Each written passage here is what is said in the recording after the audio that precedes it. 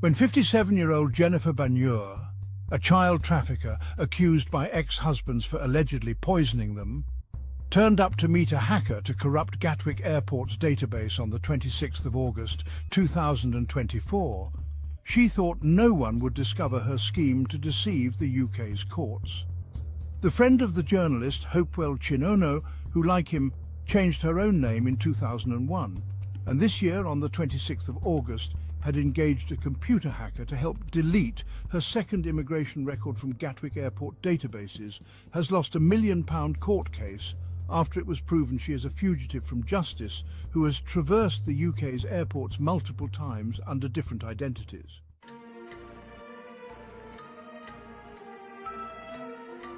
Jennifer Banyur, on the afternoon of the 26th of August 2024, drove to St James Hotel in Nottingham, where she arranged for the hacking of Gatwick Airport's immigration databases to be completed on the day, right there on the building's second floor area.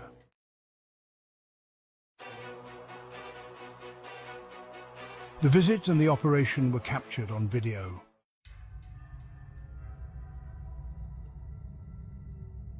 How Jennifer has, for over a quarter of a century, repeatedly defeated the UK's immigration system, trafficked a minor and even fraudulently acquired UK citizenship, is explained by other events, such as the raping of 3 teenagers seen entering a Birmingham hotel on the 9th of September 2024. Her operations are revealed in the Syndicate series, exposing her gang that, with the help of some UK embassy officials, has spent the last 28 years from 1996 to 2024 trafficking children across the UK's airports, laundering dirty money, and has grown in power to the point of compromising several governments. 2 men are studied, a music promoter nicknamed Casey, who is Kudzaisha Chipadza, and a prominent journalist called Hopewell Chinono, who announces himself to the online community as a daddy character.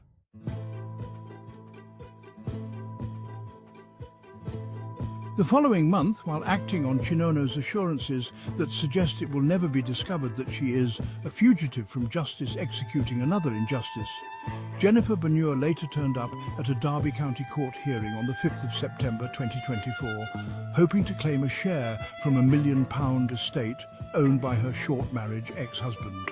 She had cohabited with him for 14 months in the period up to April 2023. In her application, she had managed to stitch up a 4-year paperwork base from the time of dating, so it reads like they had cohabited for a longer period.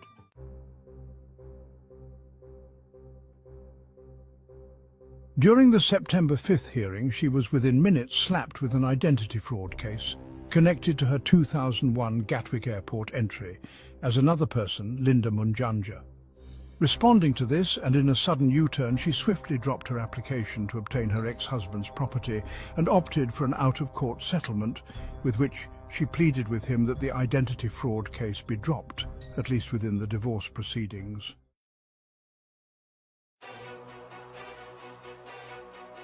The final divorce settlement that's devoid of any sharing of her husband's property has since been concluded and ruled on by District Judge Pittman, who declared on the 20th of October 2024, stating as follows: "It is ordered by consent, clean break, capital and income applicant. Except as provided for in this order, the applicant's claims for secured periodical payments orders,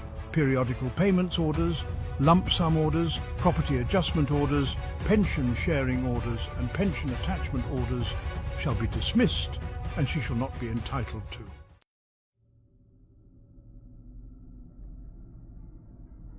Meanwhile, Jennifer Banyur has, in the last 26 years, crisscrossed UK's airports under different names.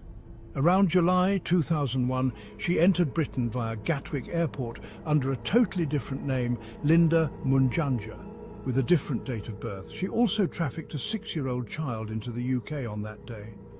In 2016, her citizenship application was declined under her other name, Jennifer Banyur. That is when she hatched a plan to marry a British citizen. She later obtained British citizenship under her ex-husband's surname, in circumstances that reflect further weaknesses in the Home Office's database management system. Although having succeeded in becoming a UK citizen, Her struggle has been over her Gatwick airport entry record from back in 2001, when she, as a fugitive from justice, changed her name like many others of her compatriots and flew back into the UK with a 6-year-old child she trafficked.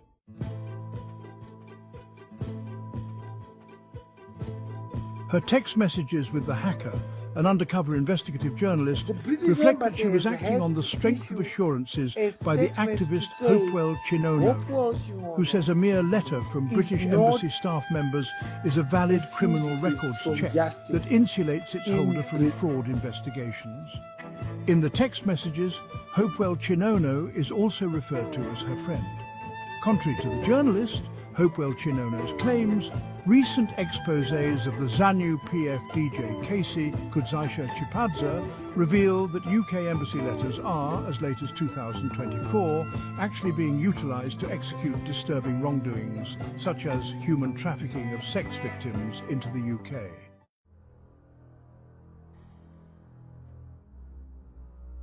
Casey has admitted obtaining sexual pleasures from a teenager he smuggled from South Africa on the 29th of October 2023 with the help of 2 British Embassy officials based in Sandton, South Africa.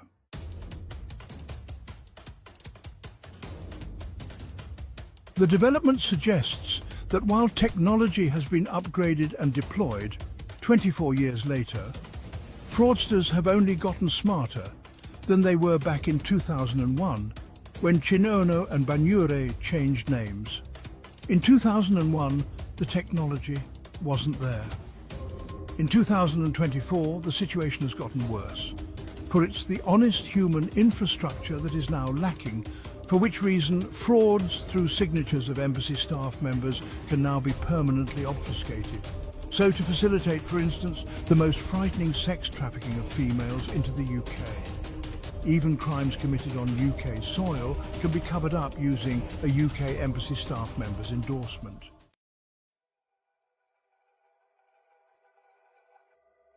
Four years ago, an NHS practitioner, Grace Mupfurutsa, blew the whistle on HOPEWELL over alleged credit card frauds similar to those Chipadza has been implicated in.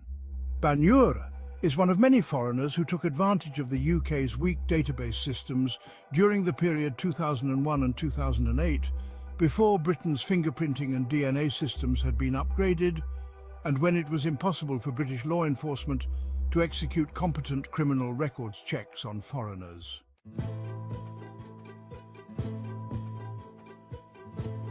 When she went to court on the 5th of September 2024, Jennifer Banyure was relying on the assurances by the journalist HOPEWELL, who in a Spaces broadcast had claimed a British Embassy staff member declares stating, HOPEWELL, who changed his name from Makusha, is not a fugitive from justice.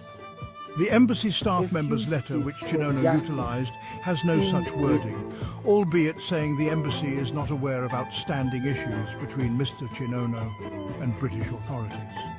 The letter does not say anything further than that.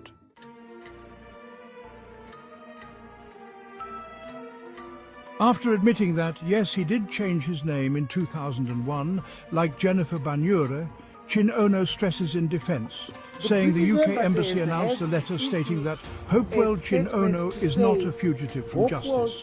The letter he produces has no such wording, and even if it did, it would still not be a valid CRB or a DBS document. Moreover, even if it was any of these, the Embassy would have had no capacity of accessing fingerprint databases for immigrants who entered the UK before 2008, as the technology was not there. His friend, Jennifer Banyure, states it in bold notes that no fingerprints were taken at all at airports in 2001, meaning it's impossible for any embassy to issue the letter her friend Chinono claims to have received.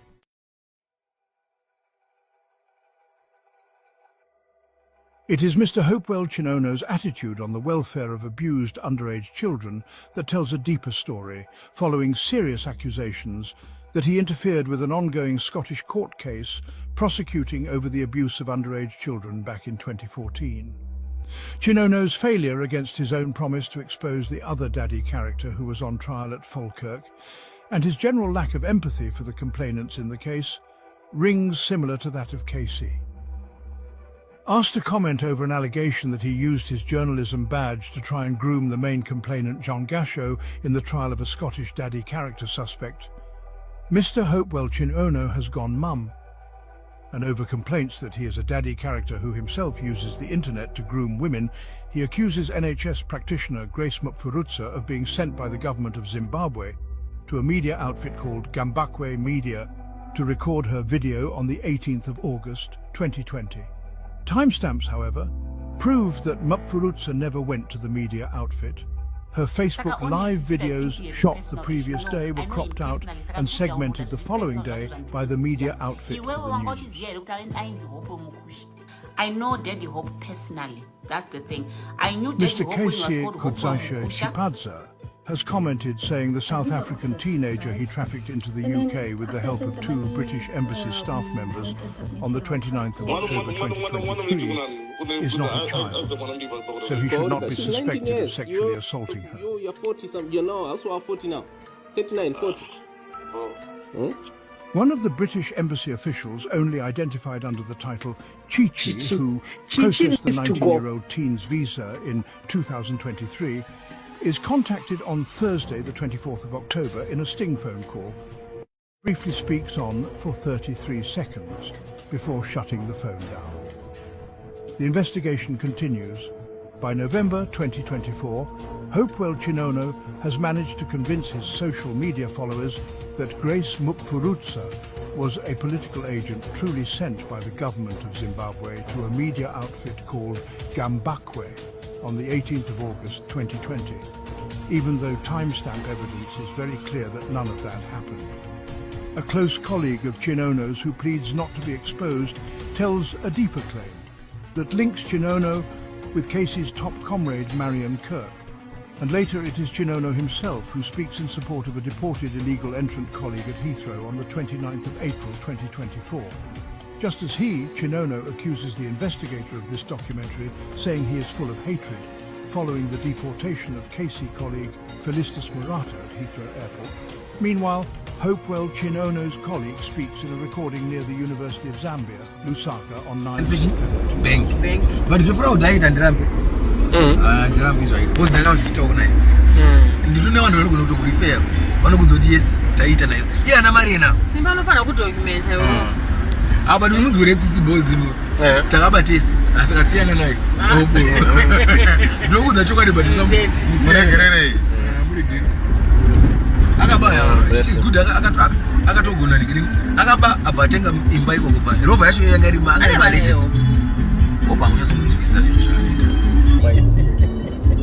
Oh, when I was a fraud, the Marian big on to Agamba and my can number chicken is. You are a Marian kicker. I do fraud.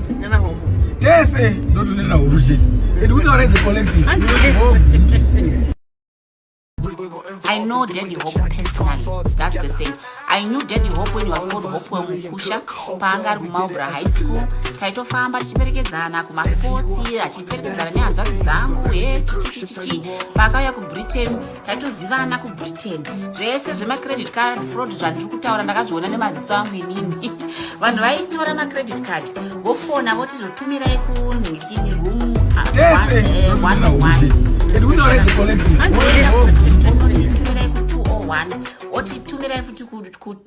Hold on to your hats, because things are about to get hotter.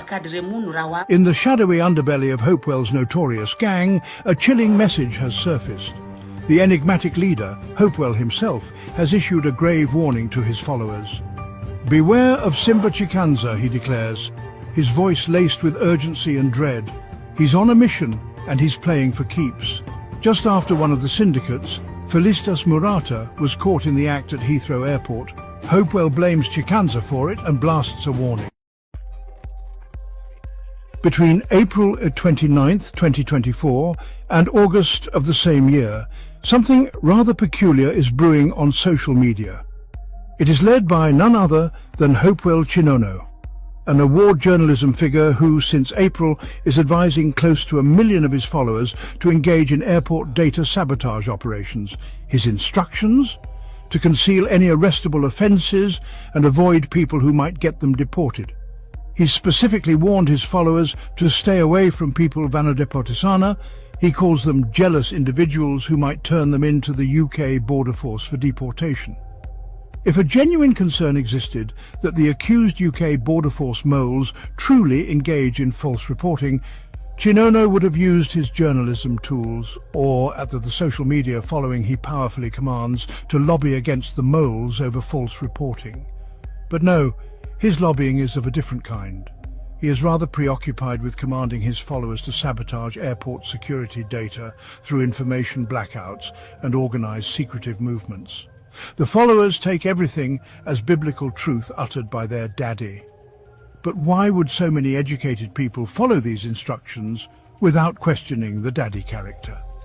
And what is Chinono really feeding the hundreds of thousands of followers like Casey and Banyur on social media that gives them confidence to execute immigration sabotage operations as late as 2024, so to beat sophisticated biometric technology set up at UK's airports?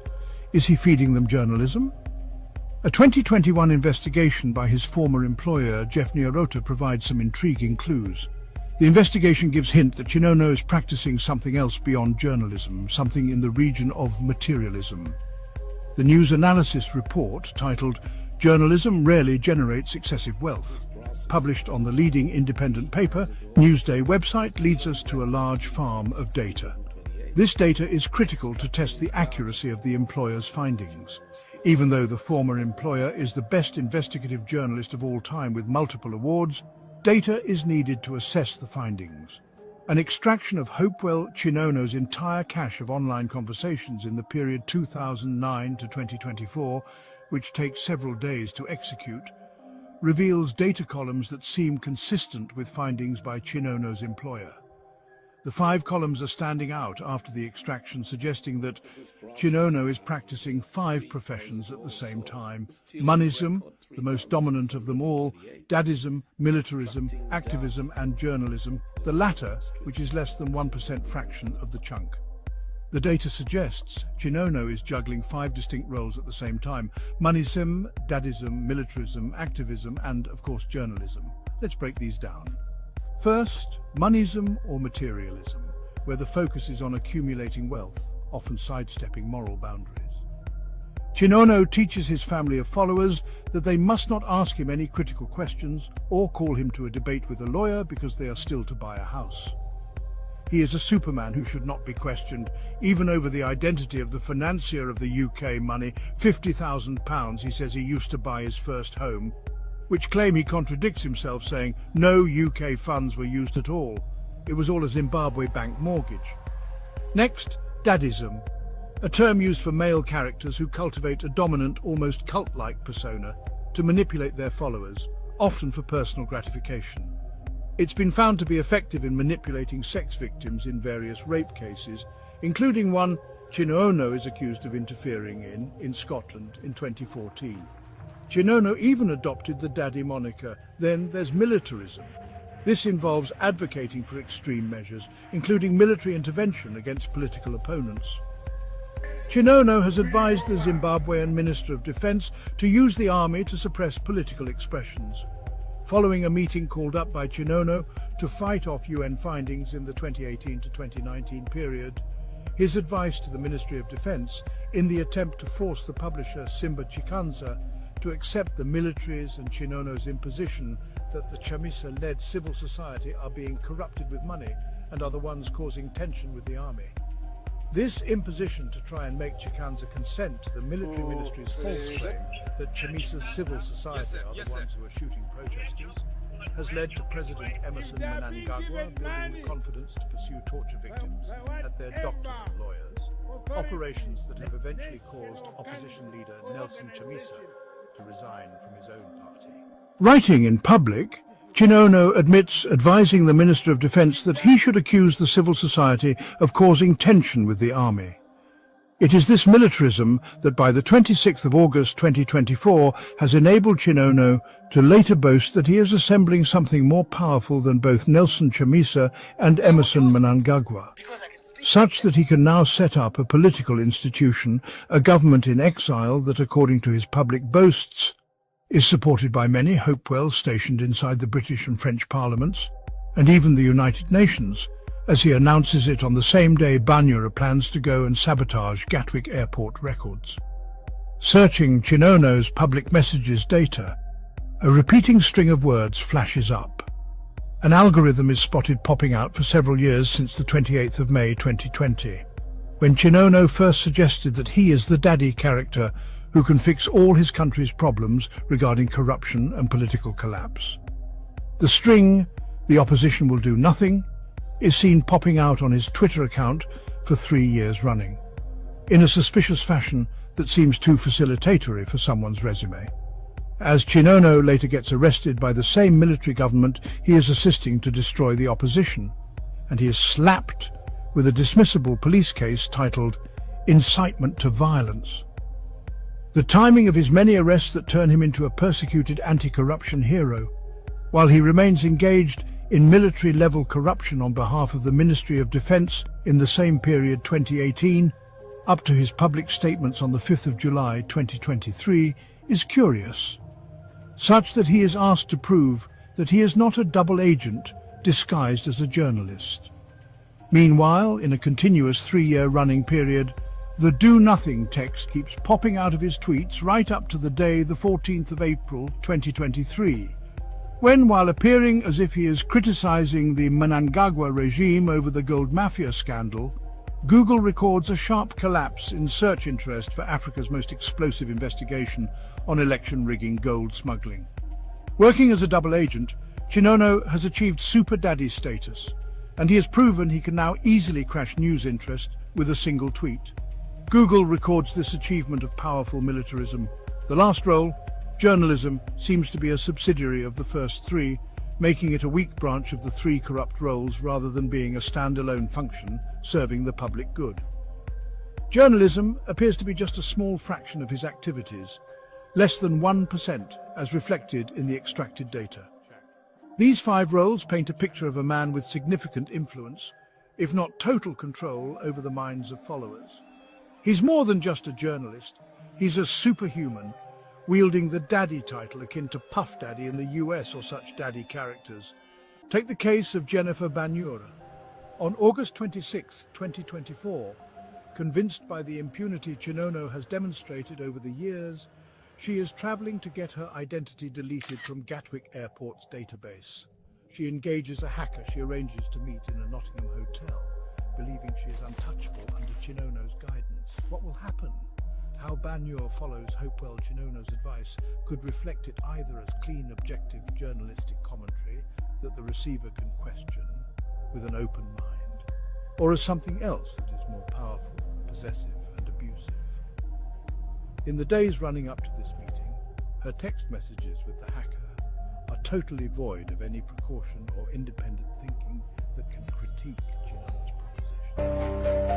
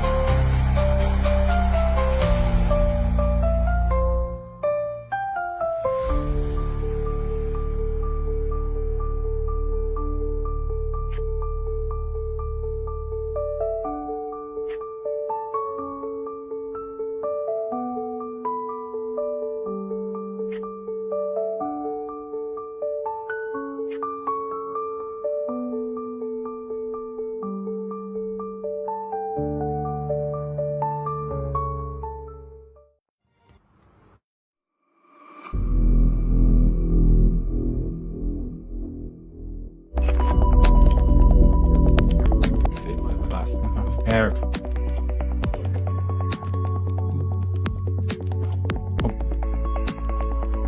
So that's similar rezoning of access to the sites. It's not like good. That's why it's just in the house if you friend and a lot. Right. So these kind of documents classified. So what you need to do is possibly just take it to chat for one meeting.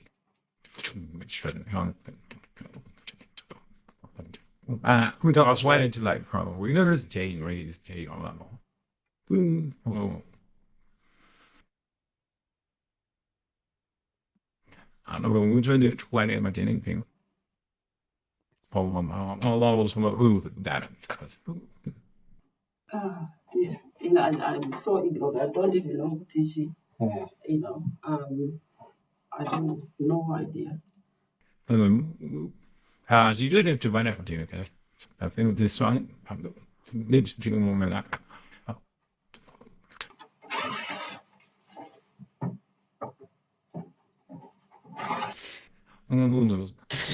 Sorry. Yeah, we are doing fine. Yeah, we are doing fine. Everything fine? Yeah. Everything fine. That is, the good thing about that is the most fast. Yeah, no. It's just that I actually came here and went round. And I was asking the lady, I said, why is this hotel? I said, oh, there's so many hotels the other side, so I went to that class. And then the other issue we granting the then financial marriage is that not a big point. But then one impacted. I came here 1990, 89. I've never used it anywhere. Never used it.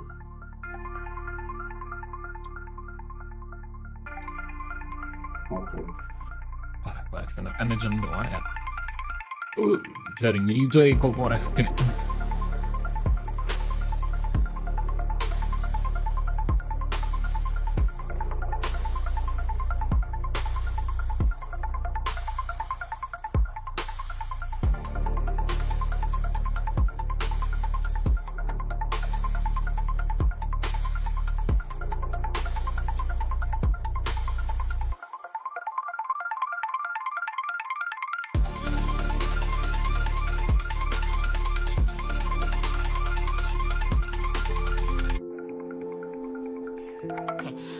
I think you have a personal issue with Daddy Hope. No, I don't have a personal issue with Daddy Hope.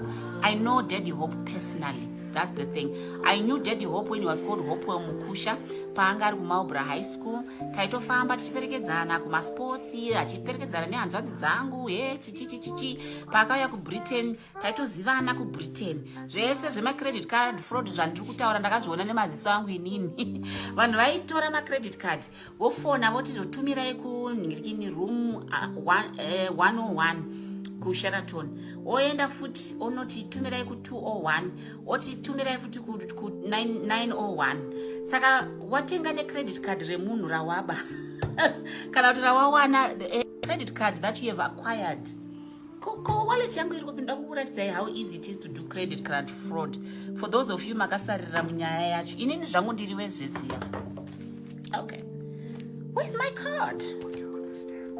Okay, ndandabuda panze ndichinotenga zvinhu kuGateway, right? So this is your card. The long number here, this long number here, they take it. All they also need is the expiry date, that's all. And then pane kanamba kari paseri panapa ako. So ukaenda to any catalog, you just go, woisa zita rekadi, woisa the long number, woisa the expiry date, woisa the issue number at the very end, the number at the back. Saka kudhara vanga vasati vane anti-fraud mechanisms, okay? Saka vanhu vaita madiro ajojina. Now they ask certain personal questions, and also if you have emitted too many transactions on your card, or you are jumping around all over the place, they stop your cards. I remember one time I went to Minnesota in what year was that? I went in 2001, okay? I was setting up the new dorm. had so many transactions. I was shopping. And then my bank stopped my card. And I was like, what's wrong with you? Why are you stopping my card? Because you've had unusual activity on your card. There've been about 10 transactions in one day. I wanted to just get all my shopping done and then pack and leave it there. So back then, kwanga kusati kwane ma mechanisms. So vanhu vaitenga mazisofa anodhura ma 4,000, machi, even motikari chaidzo. Yodhilivwa kuchi 101, 201, zvimwe zvodhilivwa ku 901. Saka votora zvinhu izvo zvoti, oh, uri kuda masofa, all right, ndokutengesera 2,000. Apapa ari kutomeka 2,000 pounds profit. Unofunga kuti ukanyatsosanda chinhu chakadaro over a few days or a few months auite very rich. Saka some of you don't know what you're talking about. You don't know what you're talking about. Some of you don't even know the innermost. And some of you have been accusing me audaciously. Oh, so why are you saying it right now? This is something that for those of you who really follow me, my friends, you'll attest. Please let me have 1 or 2 people. Wanongwe sama thumbs up. Kuti Tete, you've been warning us about Hopewell. Pane an incident about 3 or 4 weeks ago. Pane my friend yangu akamutaga pa page pangu. Pana minu zvataitaura. Panotaurwa zvokutaurwa zvi. Ndomva vamutaga ndikati don't bother kumutaga because ndakamublocker years ago. Zvikanzi chi ndobva ndamu unblocker for the purpose of them to see this thing. Ndipo pazvanga zvatanga izvozvi zvenhingirikini Zimbabwe Lives Matter ndikati aiwa imimi vanhu chenjererai character yemunhu. Bamudiki vangu vakaimba I love your character. Oh, I don't love his character. In fact, I don't love character yemunhu. Anybody are very dishonest. Pandanga chiti ndakaenda kuAmerica, we were learning about personality disorders. My specialty in psychiatry is forensic mental health. Ndo specialty yangu. Ndiratidze anybody ane personality disorder, I will sniff them out. Achiri kuairport kuti munhu uyu haasi right. Ndoda ndikazoita mini mental state ndikazonyatso kunyorera care plan zvinoyatsobuda seizvozvi. Saka kune masats ndo vanoita zvinhu zvakadhakwa sezvandiri kuedza kutsanangura izvizvi. Nyenga kamusikana abvume uda kudya chakafa. What's wrong with you? Kana kuina vamwe varume who ply women with drugs and alcohol, shame on you. Ndopandiri kuona kuti vakadzi vofuti muri kubanya what happened to the women's movement, women's liberty. Saka muda kuti vamwe vanhu vaiswe against their will. I can just imagine. Ndarova zvangu nechibuku changu kana kuti whiskey yangu somebody akuda kutoita zvimwe zvinhu. That's so disrespectful. You bring shame to people's good names. So handizive kuti at what point did this young man decide kuti akuchinja zita kana kuti kumetropolitan police zvinhu zvanga zvakupisa. But yes, it is not alleged. Zvitoripo zvechokwadi zvomene. A lot of you vari kutwitter makamboiona hondo pamene wakabodenana naye 2 years ago. Agoudzurudzwa nze he tinozviziva zvemafraud zvekuri UK nechi. Kana musingazive vanhu from the Garden of Eden wanikwai makanyarara. Because what is at stake here is bigger than your Zimbabwe Lives Matter.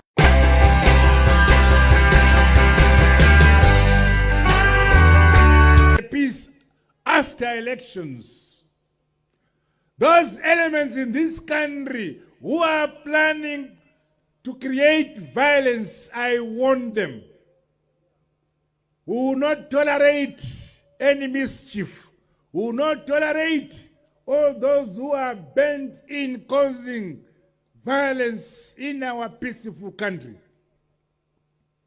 If they are being given money by whatever authority, nation or country or organization, ilamara wakanyarara, ipukute wakanyarara, ukangoti buf, todhira newe, tokuvarira.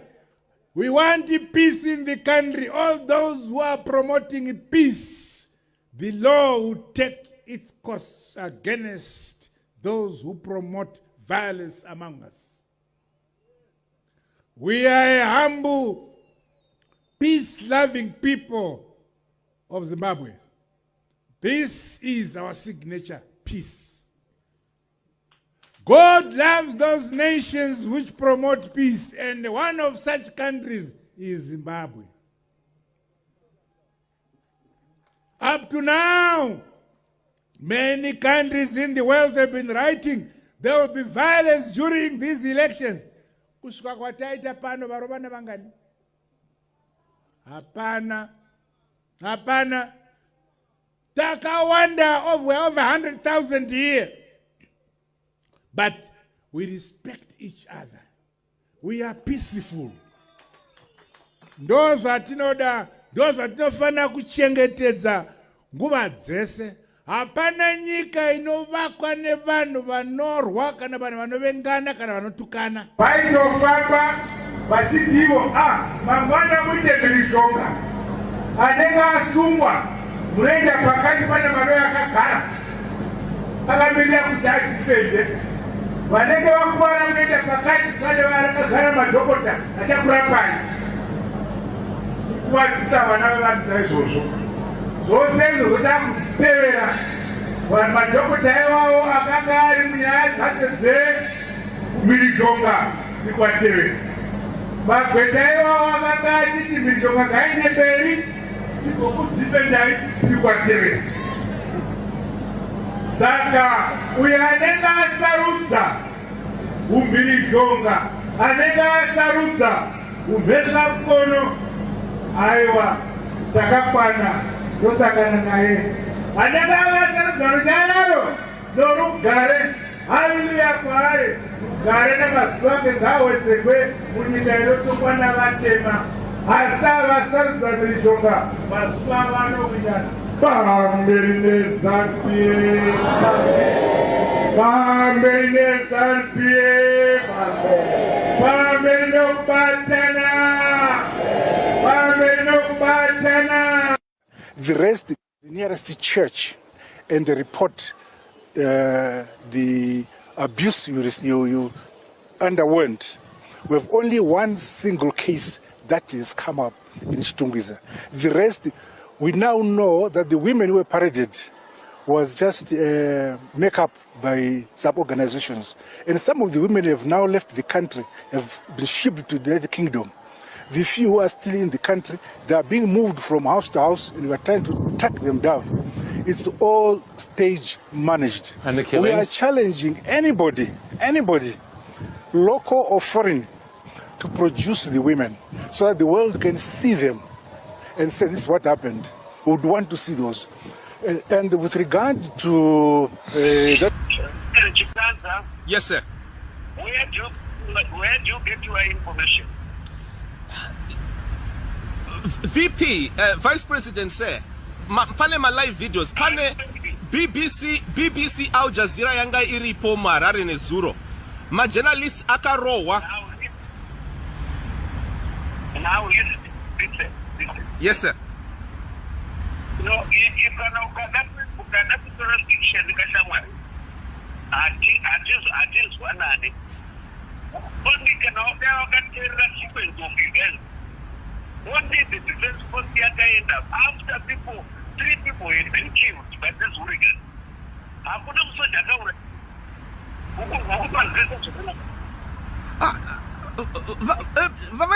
Vachiwenga pane masoja akafilma vachiridza futi. Some of the women have now left the country, have been shipped to the United Kingdom. The few who are still in the country, they are being moved from house to house, and we are trying to track them down. It's all stage managed. And the killings? We are challenging anybody. I think the problem with the corruption reports that have been coming out is that the opposition itself has failed to articulate the issues to the citizens. When I say the citizens, I'm not talking about those on Twitter space. I'm talking about the ordinary citizens. So if you go to the townships, if I was in the opposition, if you go to the townships, you need to break down these issues and explain what they mean, specifically to individuals who don't read these reports, but who want to understand why they do not have medication in hospitals, who want to understand why their kids don't have jobs, who want to understand how they've been robbed of their pensions 2 or 3 times. Because this particular type of looting public funds is directly linked to the misery that the Zimbabwean citizen is facing today. So I've always encouraged the opposition that, you need to explain to people how much it costs to run a particular hospital that they use that has no medication, and explain to them how much it costs to put medication in that hospital, and then come at the tail end and explain to them how much has been stolen, how it has been stolen. The opposition has failed to do this. And some have suggested that even civil society sometimes has failed to do this. You see, we live in such a corrupt society, such that people start speculating why certain people are not saying certain things at a particular time, yet those things give clarity to the cause that they are fighting for. Other people start speculating that perhaps there are people who take kickbacks, because corruption is not exclusively a ZANU-PF affair in Zimbabwe. I've always explained that corruption is now a Zimbabwean issue. So you find that somebody who works in a factory can organize to steal things from that factory, and that will be seen as okay at that level. So, and you look at people talking about ZANU-PF and why they want to join ZANU-PF, they will tell you that they are driven by easy access to resources, easy access to cash, easy access to things that are looted from the ordinary citizen. So, for instance, things like mining claims, they will tell you that if I join ZANU-PF, I'll get mining claims. So ZANU-PF is commercialized corruption in such a way that if you join us, we eat together. But that's the sacrifice that the opposition has gone through here. Judging by what we see across the world, CHAMISA seems to have led a political party in one of the most difficult dictatorships of the world that's only comparable to Russia and Belarus. I want to say that the opposition, I don't know if people ever seen here, that in Zimbabwe there have been two coups. There was one in 2017, the removal of Robert Mugabe, and then there was one on the 1st of August 2018, when publicly Emmerson Mnangagwa's office announced that they were going to use soldiers to literally change election results. There was another corruption that happened a few months after that. That was in January 2019, when Emmerson Mnangagwa, whose company, Sakunda, Tagwire's company, it was supplying fuel to the country, changed the prices, leading to a demonstration in which he himself, as an interested party at a business level, changed the figures, and then he unleashed terrorists, soldiers, whether they were real soldiers or fake, I believe they were both, onto the people. 17 people were killed, 50 women were raped. That period was another horror that the opposition and the civil society had to go through, of extreme corruption, which I think should be the basis of focus, or maybe the foundation, before we criticize Nelson Chamisa's leadership or the civil society at large for failing to expose corruption here. They actually did. And I also think that it's unfair to, we had doctors here in 2019, and there's a tweet. I just wanted to alert here the convener, where the last speaker, the second from last speaker here, HOPEWELL, even confirmed that he suggested to Constantino Chiwenga, the man that I was exposing for offloading terrorists onto the people, suggested that he should go and meet the very doctors who were treating the tortured activists, in what civil society, to the other end, actually accuses to this day HOPEWELL for data protection breach here, and also literally betraying the civil society. But I want to come back here. To follow everywhere I want to come back. Use your personal attacks on me on something that's so important. Why do you say I've gone anywhere? You've been your doing tweet this is for public, a year, Hopo. and it's very your tweet embarrassing. Is public. You come there are and women. lie about things that you can't provide. There are women. Sorry, I'm going to have to mute. I apologize, convener. I apologize, convener. I really apologize. I just wanted to say that, convener, just as I end, there are women who are still in hiding today, 4 years later, as a result of the shutting. Okay. Thank you. Hopewell, I know you would like to respond to that. I'll give you space to respond to that, but we've had some other requests to speak as well. Tinashe, I can hear you're unmuted. Would you like to come in? Yeah. I just wanted to contribute on what Simba was saying. There are a lot of young people who look up to people like Hopewell. So I've noticed that in his recent tweets, he's been maybe attacking the opposition for not being consistent, for not attacking corruption, for not having a tangible plan. But what has been happening is that the opposition has been attacked by the government a lot. It has been attacked by every facet of the government, but not been given any media attention, by not even having to be given the platforms to openly campaign and such. So now if you have people who portray themselves as now standing up for the struggle, for now standing up for fighting against corruption. Now, instead of fighting against the corruption, they are fighting the people who we are looking up to help us in changing this regime, in changing this government. And now when you come and attack that, you know that you are a person who's respected by people, and people look up to you. So now the moment that you discredit the opposition that we are seeing as the agents of changes to us, it now gives us a platform where we are now wondering if we are still together in this, or if maybe some people are now being used by the government to sway us from what we are supposed to be concentrating on. Because I think right now we are at a space where everyone is supposed to be united. If we are going to fight for democracy, if we are going to fight for change, we need to be united on all fronts. So I now wonder why the attack is just coming at such a point where we need everyone to be hands-on, to encourage each other to go on this plight for regime change. And now people start attacking the opposition and seeing it in shambles. I think there's been some sort of an agenda to discredit the opposition. Yeah, that's what I think.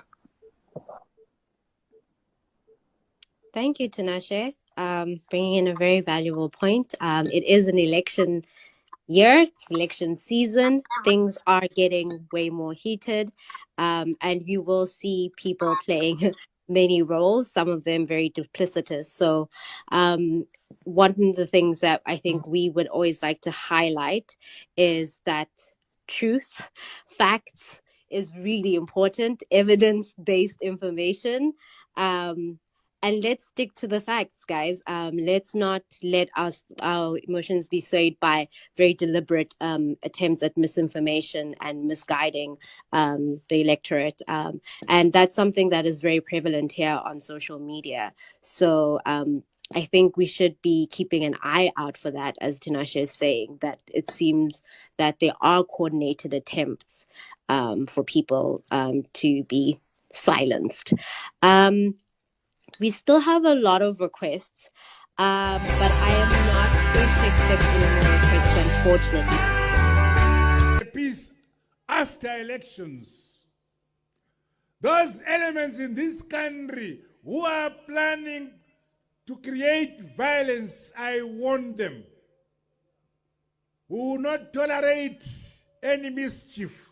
We will not tolerate all those who are bent in causing violence in our peaceful country. If they are being given money by whatever authority, nation or country or organization, ilamara wakanyarara, ipukute wakanyarara. Chichauri paridzewo ijournalism here vantu chidedhism chauri kuita akakuti dedi wakuti zvinanga uri baba venyika yese iwe ungatadze handiti auone mara letriple C because hauide triple C yacho uri kuda kuiparadza kana saka rungoona ezanu ni ndosaka papa wakanotengesa information kuna vanhu vezanu kuti safe house kunga kuine vanhu It's all stage managed. And the We are killings. challenging anybody. chibvire kumhepo ungatadza kuona marale triple C akazara masisi ukasabloka una triple C unoona marale etriple C. Make use of your YouTube uone zvinoitwa kutriple C chibvire kumhepoko. Iwe wega ndiwe journalist unogara wakangosungwa wega majournalist mangani dzaidza unonyora usi unenge wadzitsvaga futi chibvire kumhepo tetakanyarara zvinoda tanga takapusa sarada utonange takadzungaira nosese chidetipidze ngoti baba munhu wese akutozvonange ndiye baba wenyika yese nonsense. But I am not going to accept any more threats, unfortunately. Peace after elections. Those elements in this country who are planning to create violence, I warn them. We will not tolerate any mischief. We will not tolerate all those who are bent in causing violence in our peaceful country. If they are being given money by whatever authority, nation or country or organization, ilamara wakanyarara, ipukute wakanyarara.